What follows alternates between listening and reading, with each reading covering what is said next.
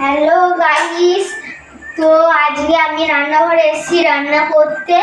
যেহেতু আজকে মা নাই, তো আজকে আমরা রান্না করছি। তো আমাদের রাতের মেনু হচ্ছে এখানে ভাত, তারপরে আলু আলু আছে, আর এখানে টমেটো আছে। আজকে আলু সানা টমেটো সানা ভাত, আর এইদিকে আছে ডিম। আমরা যেহেতু তিনজন আছি, বাবা, আমি আর তোমার দিদি ভাই আছে, তো আমরা ওই জন্য আমাদেরকে 3টে ডিম দিয়েছি আমরা এখানে। তো তো আমি যেহেতু ছোট, এখন আমি বেশি কিছু শিখতে পারি নাই, তো আমি আজকে যেটা করতে পারবো আর কি সেটাই করেছি।